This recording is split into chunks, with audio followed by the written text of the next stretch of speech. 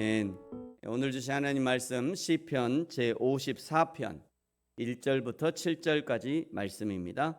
1절, 2절, 3절 같이 읽겠습니다. 시작.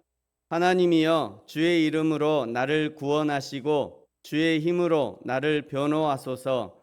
하나님이여 내 기도를 들으시며 내 입의 말에 귀를 기울이소서. 낯선 자들이 일어나 나를 치고 포악한 자들이 나의 생명을 수색하며 하나님을 자기 앞에 두지 아니하였음이니이다. 셀라. 아멘. 오늘 시편 54편의 표제에는 이 시편을 기록할 당시의 상황을 약간 알려주는데 10사람이 사울에게 이르러 말하기를 다윗이 우리가 있는 곳에 숨지 아니하였나이까 하던 때라고 알려줍니다. 사무엘상 23장에 보시면 다윗이 사울 왕을 피하여 도망다니면서 숨어 살 때 그일라에 블레셋 사람들이 쳐들어와서 추수할 것을 다 빼앗길 위기에 처했습니다. 그때 다윗이 먼저 하나님께 묻죠. 하나님, 지금 위기에 처한 저 그일라를 구원해 줘야 합니까?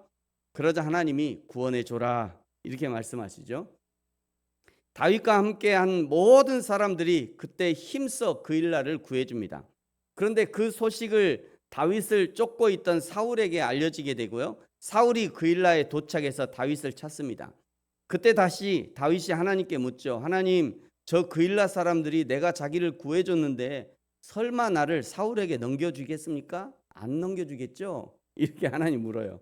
그랬더니 하나님이 야, 그일라 사람들이 너를 사울에게 넘겨줄 거야. 이렇게 알려주십니다. 그때 어떤 그일라 사람들이 사울에게 가가지고요, 다윗이 지금 여기 숨어 있다라고 알려줘 버리죠. 그래서 급하게 다윗과 일행이 짐을 싸서 10광야로 도망갑니다. 제가 이 부분에서 과연 다윗은 이때 화가 났을까 안 났을까 생각이 갑자기 들었어요. 근데 다윗은 이 성경을 보면 별로 화를 내지 않고 그냥 도망갑니다. 왜 화가 나지 않았을까? 다윗은 인간에 대해서 알았던 것 같아요. 하나님, 제가 하나님이 도와주려고 해서 제가 도와줬잖아요. 근데 어떻게 저럴 수가 있어요? 이렇게 해서 하나님을 뭐라 한 게 아니라 하나님은 나를 도와달라고 했지만 인간은 원래 그렇다. 인간이란 내가 아무리 도와줘도 배신할 때는 때가 되면 배신하고요. 자기에게 도움을 받을 때는 잘 받아요. 근데 자기에게 도움이 안 되고 뭔가 이득이 있을 거잖아요. 그러면 이쪽에 붙었다 저쪽에 붙었다. 그게 인간이다. 그래서 아마 다윗은 이때 인간에 대해서 인간이면 얼마든지 그럴 수 있다. 내가 그일라를 구해줬지만 그일라 사람들도 인간 아니냐, 죄인 아니냐. 그러니까 그 죄인이면 얼마든지 그럴 수 있다. 하나님이면 배신 안 하겠지. 그런데 인간이면 얼마든지 부인할 수 있어. 그러니까 조용히 그냥 짐을 싸서 도망간 거죠. 다윗과 그의 사람들이 도망가면서 황당하기도 하고 배신의 아픔이 컸을 것입니다. 그런 상황에서 쓴 시가 오늘 이제 시편 54편이에요. 이런 배경을 알고 시편 54편을 읽어보면 전혀 다른 시처럼 읽혀집니다. 1절에 보시면요. 하나님이여 나를 구원하소서, 나를 변호하소서. 2절 하나님이여 내 기도를 들으시고 내 입의 말에 귀를 기울이소서. 지금 도망가고 있는 겁니다. 3절 낯선 자들이 나를 죽이려 합니다.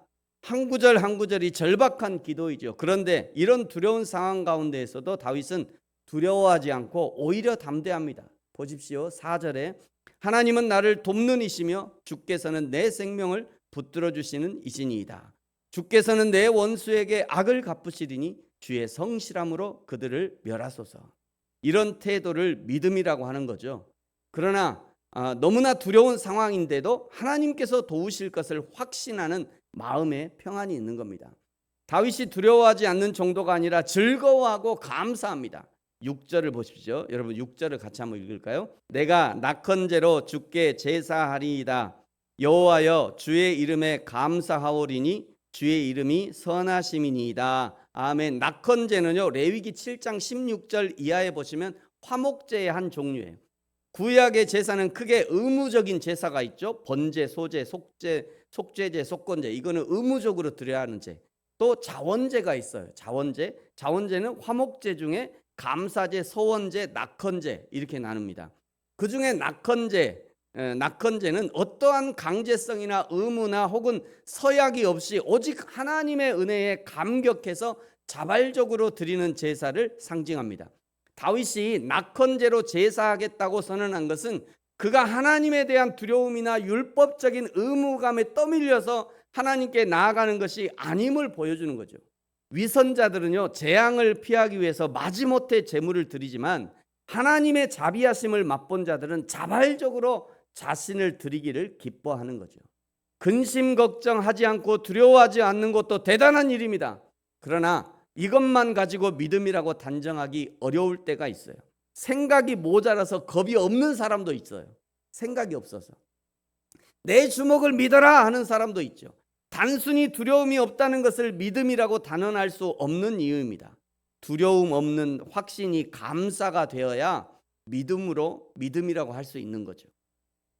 다윗은 어떻게 이런 믿음을 가질 수 있었는가? 이제 7절에 주목해야 되는데요. 여러분, 우리 7절을 같이 한번 읽죠. 시작. 참으로 주께서는 모든 환난에서 나를 건지시고 내 원수가 보응받는 것을 내 눈이 똑똑히 보게 하셨나이다. 아멘. 7절의 고백은요, 사울 왕이 물러가기 전에 쓴 것이 분명해요. 지금 사울에게 아직 발각되지 않았고 사울이 쫓아온다는 것을 느끼고 지금 도망가면서 쓴 시니까요. 아직 사울 왕이 물러가기 전에 쓴 거죠. 그러나 7절을 자세히 보면요, 주께서는 모든 환난에서 나를 건지시고 라고 고백합니다. 지금 이번에 닥친 환난이 아니라 모든 환난에서 건져주셨다는 거예요. 다윗은 고난이 있을 때마다 하나님을 바라보았고요, 오직 하나님의 뜻대로 행했고 하나님은 신실하게 다윗을 구원하여 주셨던 거예요. 이러한 경험들 때문에 지금 하나님의 구원이 믿어진다는 거예요.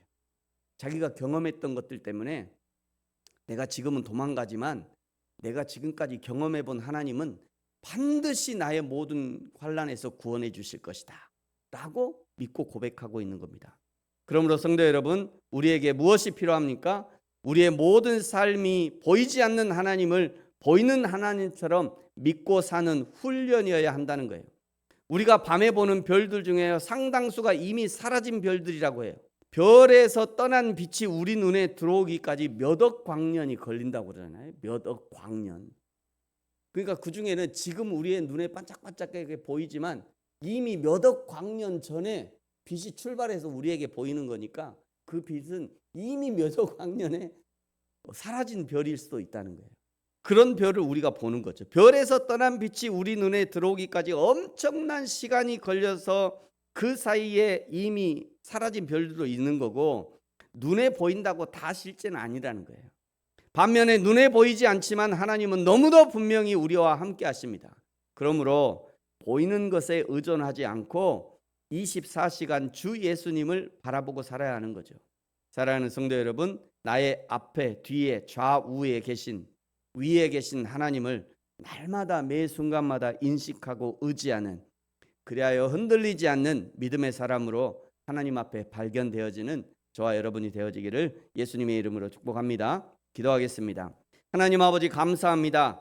악한 자들은 항상 은혜를 잊어버리고 자기에게 이익이 있으면 이용했다가 이익이 안 될 것 같으면 내뱉어버리는 사단 마귀의 습성을 그대로 닮아가지만, 그러나 하나님을 믿는 성도들은 늘 변함없이 하나님처럼 변함없는 신앙으로 살게 하시고 지금까지 지켜주시고 은혜를 주셨던 하나님이 내일도 변함없이 인도하실 것을 믿음으로 변함없는 신앙의 자세를 취할 수 있도록 인도하여 주옵소서. 감사합니다. 예수님의 이름으로 기도합니다. 아멘.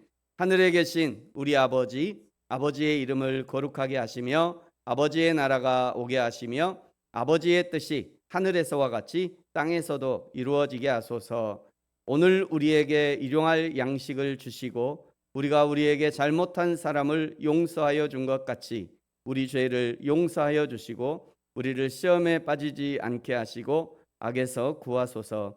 나라와 권능과 영광이 영원히 아버지의 것입니다. 아멘.